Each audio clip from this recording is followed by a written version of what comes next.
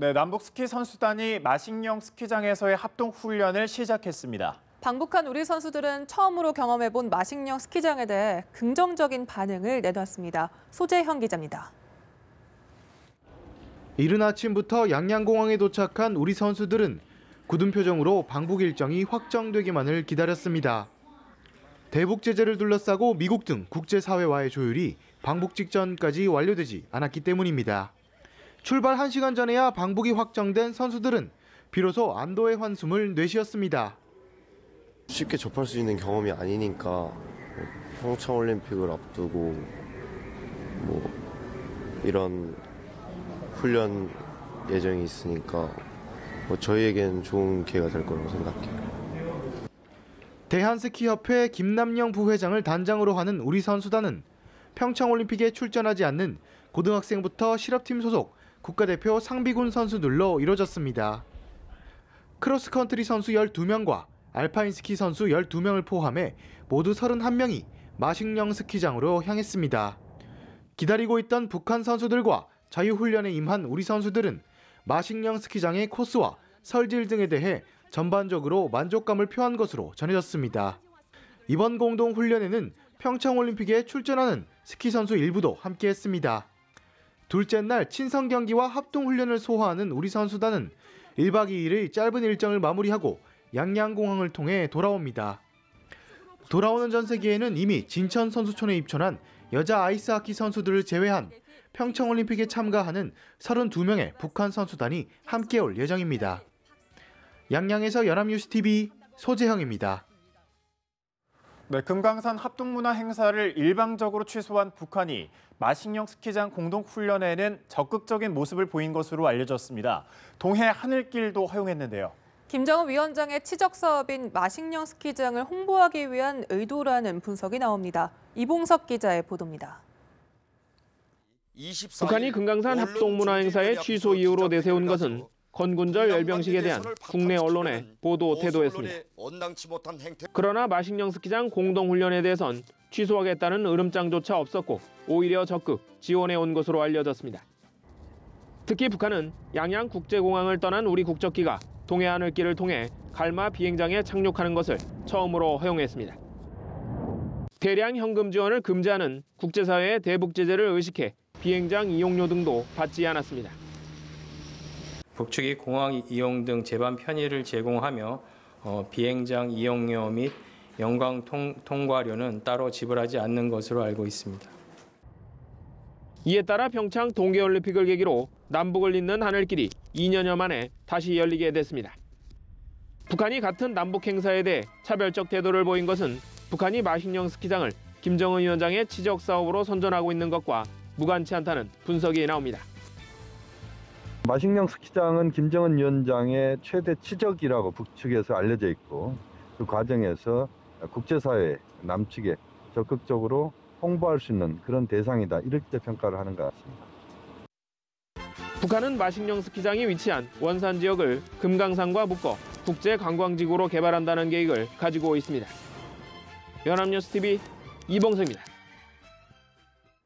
정부는 우리 방북단의 항공기 이용 문제와 관련해 미국의 제재에 예외를 허가받는 절차를 미국 재무부와 원만하게 진행했다고 밝혔습니다. 외교부 당국자는 미 대북 제재 행정명령에서 예외를 할 수 있는 규정이 있다며 예외를 인정받기 위해 우리 내부에서 조율된 안을 갖고 신청했다고 말했습니다. 이 당국자는 시간이 촉박한 상황에서 일련의 절차들이 상당히 빨리 협력적으로 이루어졌다고 설명했습니다. 미국의 대북 독자 제재에는 외국인이 이해관계가 있는 항공기는 북한에서 이륙한 지 180일 안에는 미국에 착륙할 수 없다는 내용을 담고 있습니다. 미국 정부는 평창 동계올림픽 보안 문제와 관련해 안전하고 성공적인 올림픽이 될 것으로 확신한다고 밝혔습니다. 미 국무부 스티브 골드스타인 차관은 현지 시간으로 31일 브리핑에서 한국 정부 당국은 올림픽의 전반적인 보안을 책임지고 있으며 우리는 그들과 2년 전부터 긴밀히 협력했다면서 이같이 말했습니다. 그는 멋진 올림픽이 될 것이라며 미국 시민은 한국의 포괄적인 보안 체계를 갖추고 있다는 확신 속에 안심하고 여행할 수 있다고 강조했습니다. 네, 이명박 정부 시절 김대중, 노무현 전 대통령 뒷조사에 국정원 돈을 쓴 혐의를 받는 국가정보원 최종업 전 3차장과 김승현 전 대북공작국장이 구속됐습니다. 이제 원세훈 전 국정원장을 포함해 윗선을 향한 검찰 수사에 속도가 붙을 전망입니다. 박진형 기자의 보도입니다. 최종업 전 국정원 3차장과 김승현 전 대북공작국장이 구속됐습니다. 서울중앙지법은 영장을 발부하면서 두 사람의 범죄 혐의가 소명되고 증거인멸에 우려가 있다고 구속 사유를 밝혔습니다. 최 전 차장 등은 이명박 정부 초기 2년간 해외에서 떠도는 김대중 노무현 전 대통령의 비위 정보를 캐는데 대북 공작금 10억 원가량을 유용한 혐의를 받고 있습니다.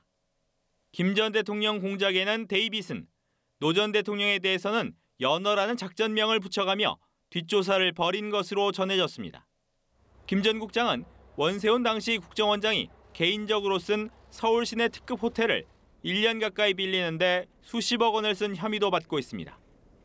또 검찰은 김 전 대통령 뒷조사 과정에서 이현동 전 국세청장에게 수천만 원대 공작금이 건네진 정황을 포착하고 지난 31일 이 전 청장을 소환해 10시간여 동안 조사했습니다. 검찰은 이 전 청장의 진술 내용 등을 검토한 뒤 구속영장을 청구하는 방안을 검토할 방침입니다. 최 전 차장 등의 구속에 따라 원 전 원장은 물론 이명박 전 대통령 등 윗선을 향한 수사로 확대될 전망입니다. 연합뉴스TV 박진영입니다. 다스 실소유주를 둘러싼 의혹을 수사하는 검찰이 서울 서초구 영포빌딩을 추가로 압수수색했습니다. 영포빌딩은 이명박 전 대통령이 재산을 기탁해 설립한 청계재단 소유의 건물로 다스는 이곳의 일부를 사용 중입니다.